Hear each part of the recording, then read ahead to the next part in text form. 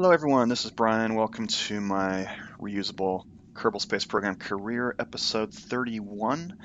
In the last episode I landed a lander on the moon that's going to end up going around getting lots of science, but before I'm quite ready to use that, I need to give the rest of the Kerbals and my staff experience so that I don't end up skipping steps. As far as I know, the way the experience works is that if a Kerbal needs to, say, do a flyby of Mun to get his or her next experience point, if they go ahead and go all the way to an orbit or to a landing, then that point earned for a flyby is forever lost. So you kind of want to do things in increments. And most of these guys need to do flybys and orbits, etc. Not all bad. This is a good opportunity to grab all kinds of science from around Mun, which is what I've been spending my time doing. So I got to get that done, and then I also had to work through some problems. The reason why this video took so long to create is just, well, there's about three things going on. One is that I hurt my back pretty bad, and it's been excruciating to kind of recover, and sitting upright in a chair is about the worst thing I can do, so it's really limited my play time, and especially the video time, because this is kind of the lowest priority in my life. Secondly, I had some weird things going on in the game that are definitely worth mentioning. So let's get into those real quick. So here I am doing a training flight, minding my own business, when I decide to switch over to the Mun Base and check on things down there. Now, I have seen two other good series made by other YouTubers where they just kind of gave up after this happened, and what happens is I switch over to the base and this happens.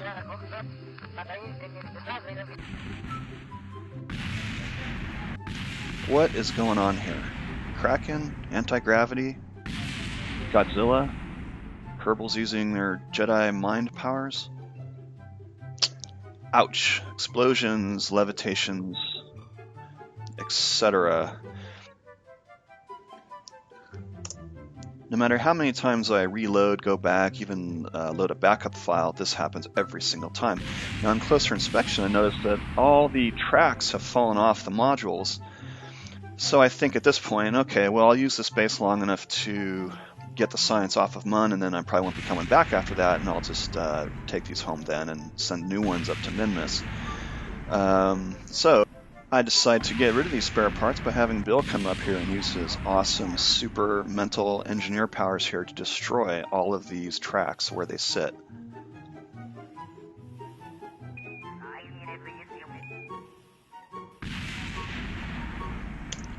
And Bill, of course, he built this base, so his frustration probably equals mine at this point, and he's more than happy to take it out on these tracks.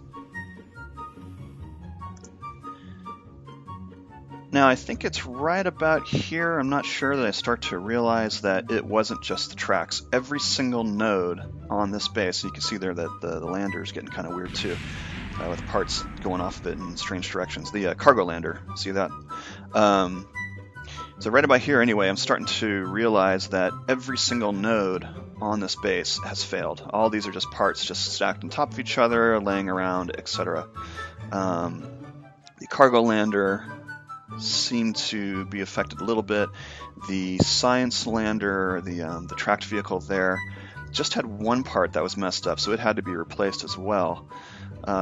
So then I decide that, okay, well, it's time to just remove this base and replace it using HyperEdit. If I HyperEdit all these parts back to the KSC, then I will get 100% recovery. I can HyperEdit, working parts back out, and that way, not lose any money by, deleting these, by terminating these, and then putting out new craft.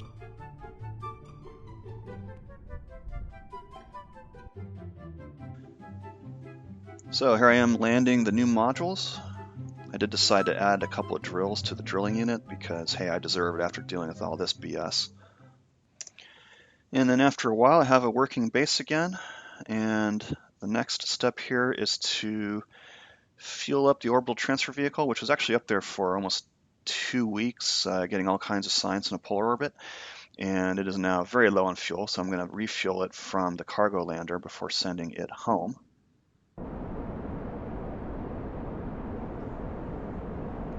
All right, so here's my thoughts about smoke in space.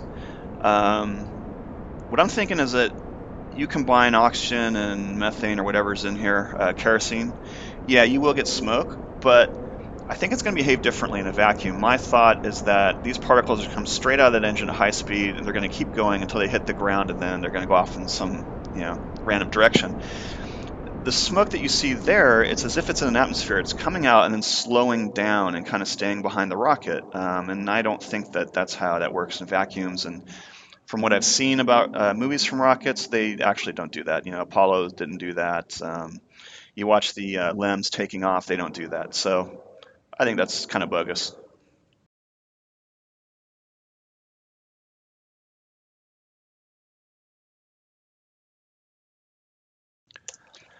So yeah, here it is docking up with the orbital transfer vehicle, which did bring out the tug as well, because that way I could just unload as much fuel as I can, bring it back to Kerbin Station instead of bringing it up from Kerbin itself. So this is my very first kind of down fueling, I could guess I could call it, because the Mun's up high, right? So I'm bringing fuel back down towards Kerbin instead of launching it up from Kerbin.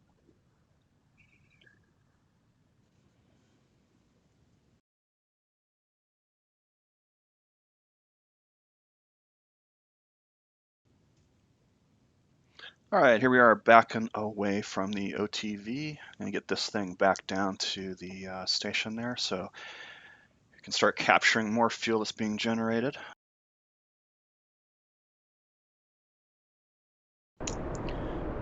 Now this landing went pretty smoothly. I'm getting a little more skilled in this area. However, I was coming down kind of low on fuel, so I opted to set it down on the kind of the nearest flat spot that I possibly could. And what I'll do is I'll use the tracked vehicle to bring fuel out to it so that I can kind of hover it over closer to the base. The technique I'm using here was kind of an incremental deceleration, so I made sure my velocity vector was always past my target, which you can see here. And then as I get closer and closer, I try to bring that velocity vector closer and closer to my actual landing location. And then finally, have to do a final braking burn to get that velocity vector straight below me. And because I was so low on that last braking burn, I had to do kind of an emergency boost back up while the tanker was still not quite upright. So now it kind of gives me a challenge here. I know there's a hill just this side of that lander, and I don't want to land there. And it was hard to get to zero out the horizontal velocity because I had very little time to do so. So I have to do a couple of little hops here, which kind of defeats the purpose of coming in, kind of low and trying to save fuel. Luckily, I had just enough to do this. And it took, I don't know, 4 or 5 tries, which I'll skip through right now.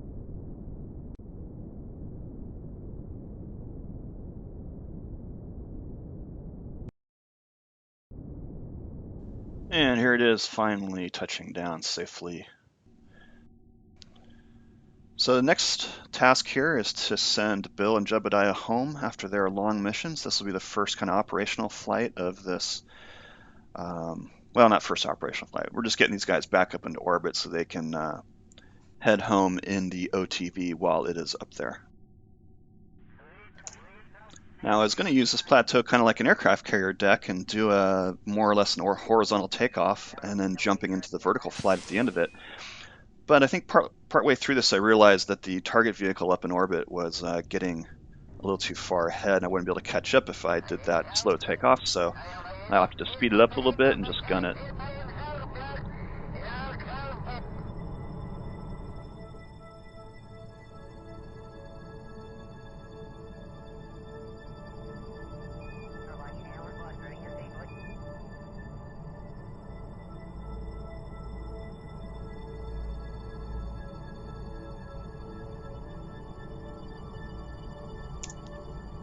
Looks like I took off a little bit late. Here you can see the orbital transfer vehicle kind of flying overhead. Got to do some catching up.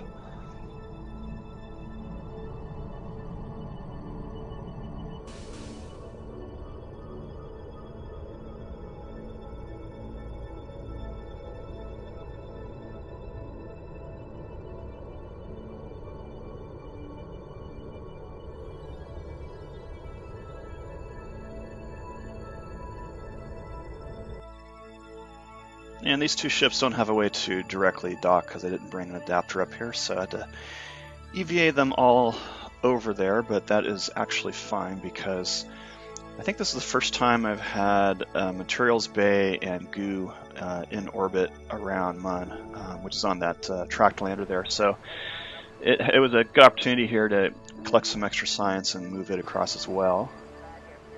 And yeah, one of these guys went flying off of there, had to quickly gain control. If that happens to you, remember, just don't panic, hit R, take control, and do what you gotta do to get back over to the ship.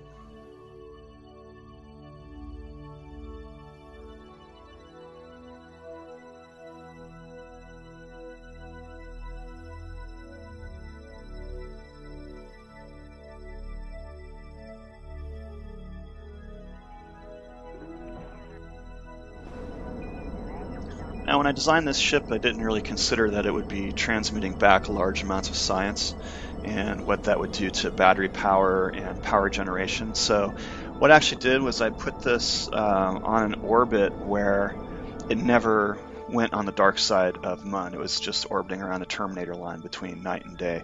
And then that way I can aim the solar panels directly at the sun and they would be generating electricity constantly.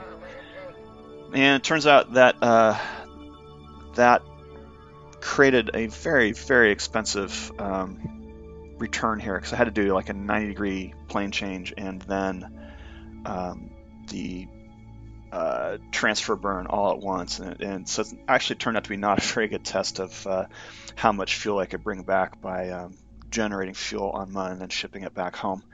So I'll have to add some Gigantor arrays to this ship, maybe do an EVA and swap them out or something, and hopefully that will fix it in time for doing the same sorts of operations around Minmus. And I gotta say that, especially with changing aerodynamics, that these air-braking maneuvers never get dull. They're always a little bit nerve-wracking. I'm never sure if I'm going to overdo it and have this thing just plunge down to its death on the surface, but it worked out fine, and then after docking it up at Kerbal Station, the Kerbals can continue their journey on home here by moving all the science over to that landing capsule and then coming down for a landing. And there was enough kind of left over that I couldn't bring that I went ahead and loaded up the Pioneer module there to go ahead and process that science and get a little more out of it. By putting like 490 or so data points in there, I was able to start creating about 3 per day until 500 is reached, which is a nice little bonus.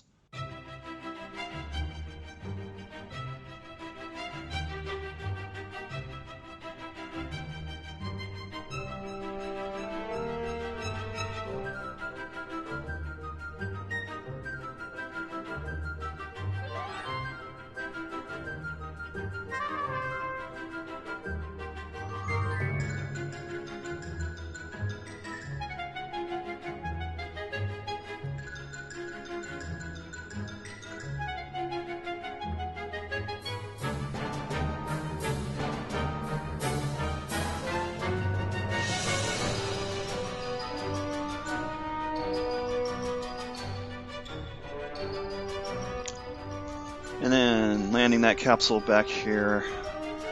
Still not quite having this down here, and this is super low on fuel. I was trying to leave monopropellant behind because I don't need the full loadout to get this thing back safely. So what I ended up doing here is popping parachutes.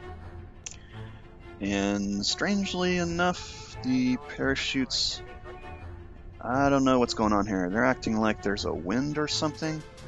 I should just be going straight down. You can see that I have only about 12 meters per second of horizontal velocity, and these chutes just aren't canceling that out at all, though they do seem to be keeping me from going vertically any faster, so I guess that's something. I think these chutes need an adjustment for 1.04. Now, of course, I'm a little concerned here about tipping over, so I decided to use the engines and do a pretty good job here of landing this. Touchdown. Okay, so everybody on board should get some experience for this. And I believe I got 800 science points back. This is all the science from orbit around Mun, or at least all that I could ship back in one loadout in the SpaceX capsule. So this next launch here is an LV-375 refueling mission to the station because the OTV came back with so little fuel on board. It's time to get this done. The next mission for the OTV will be a flyby training mission and gathering whatever science it possibly could from it. So it's pretty straightforward. This is just your day-to-day space program missions, refueling, shuffling crew members around, etc. So I'll just show this, show the docking of the fuel pod. You've seen this all before. The landing of the LV-375 with a new score, and then the landing of the fuel pod. And after that, the orbital transfer vehicle is heading out once again to do a training mission. This is another flyby, and I'm leaving this one in here because this was actually, I think, my first free return orbit. It worked out beautifully, so I thought I would show this. About halfway out of my orbit here, focus on Mun, and I'm setting up how this is going to return. To do a free return orbit, you basically do a figure eight. You come out, you want to come into Mun's sphere of influence from ahead, and then Mun is going to kick you right back around and send you back into a typical prograde orbit around Kerbal.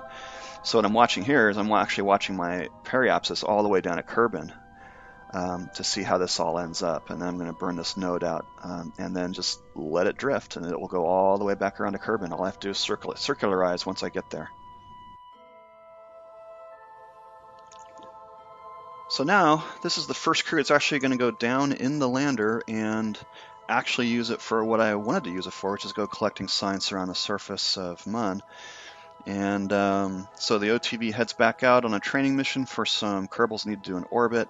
And for the Kerbals who have already done an orbit, there's 3 of them here, a pilot, scientist, and engineer. They're going to go jump in the lander that we left floating around before and go land at base and start doing their stuff.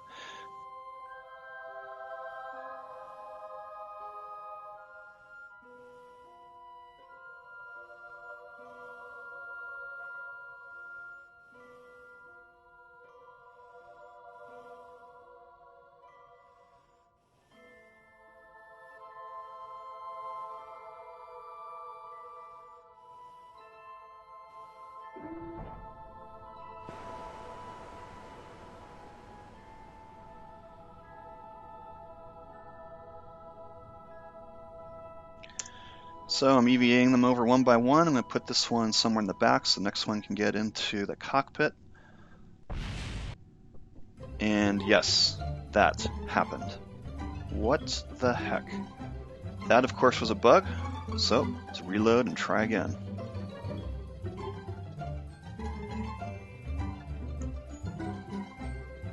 By the way, this is a different orbital transfer vehicle, or lander than the one you saw previously because it was damaged when the original bug happened to the base, so I went ahead and stuck another one up here that wasn't damaged.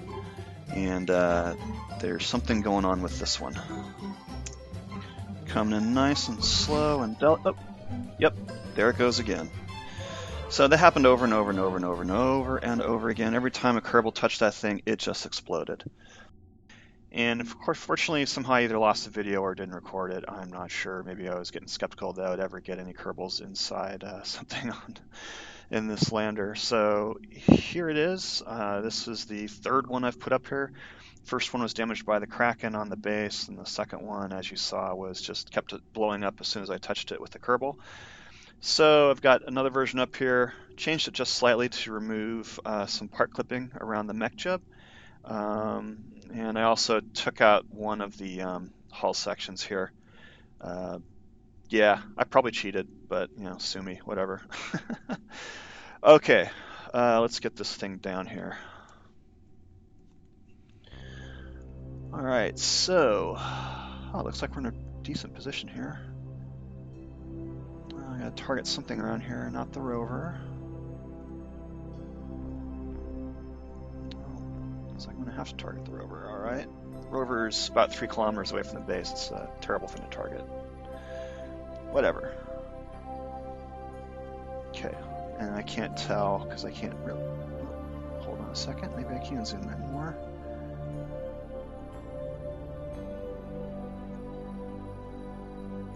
Okay, yeah, I do want to do a little bit of a change here. Let's see, set this retrograde.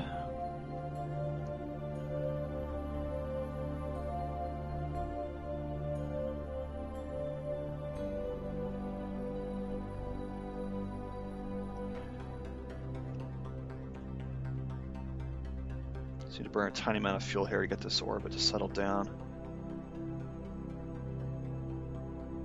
There we go. Come on. Click.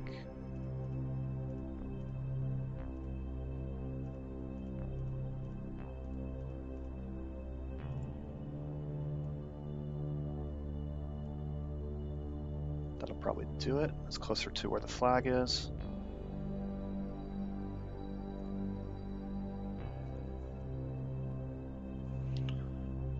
What's my altitude? 18,000. Yeah, I need to decrease this altitude quite a bit here too.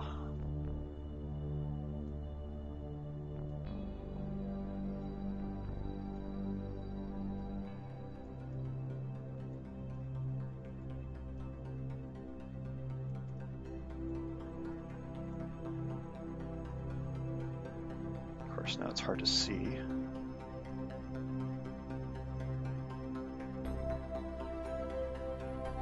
Right about like that. I have lots of fuel on board. I don't think I really need to worry about falling too far.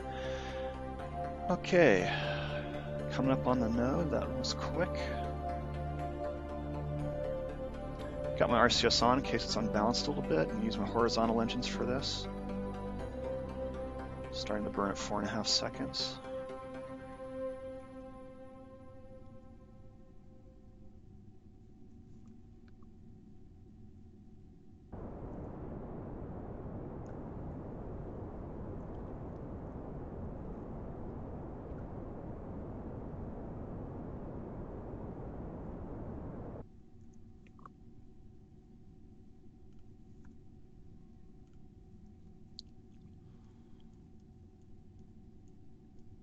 Okay, there we go. There's the base.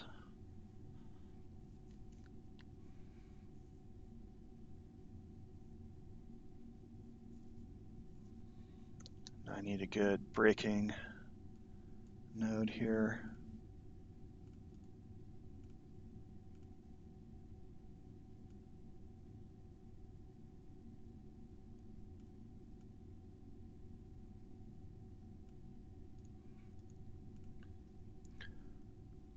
Okay, 1 minute burn, 498. My horizontal speed's 482, so that might be a little excessive, but let's see here.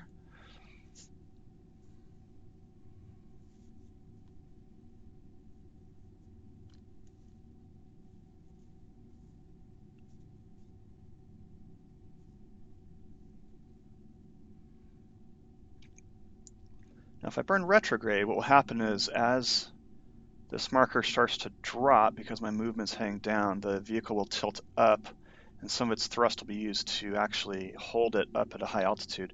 I'm going to go ahead and set it to surface. Let's see, horizontal negative, which means it's going to hold it horizontal and facing backwards, which will help me just use this to kill the horizontal speed, which is what I'm trying to do.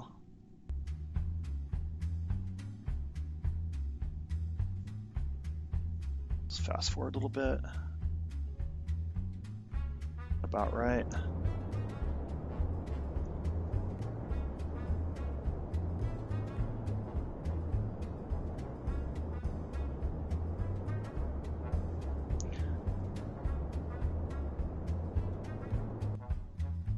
Okay, that's good for now. Horizontal speed's down to 200, so I cut it in about a little more than half.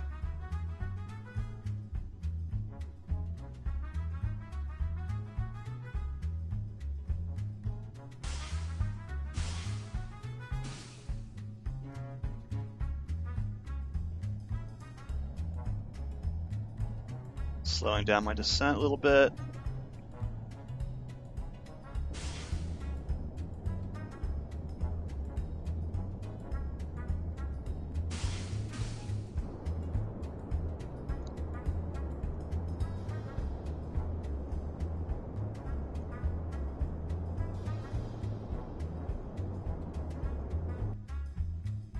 Looks pretty good.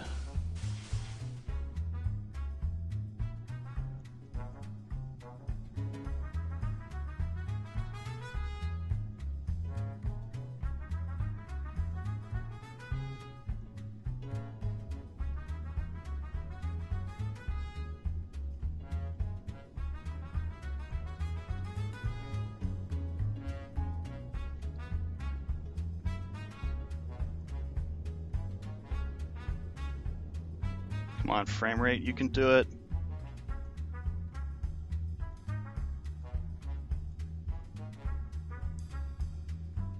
Looks like this will be more of a vertical landing here.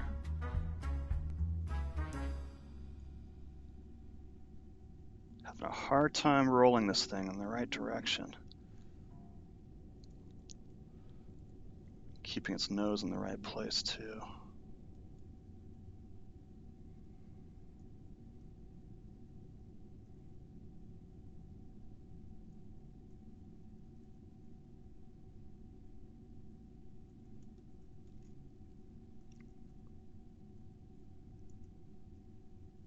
Concentrating. It's hard to talk while I'm doing this. Just trying to keep that nose pointed towards the velocity vector there.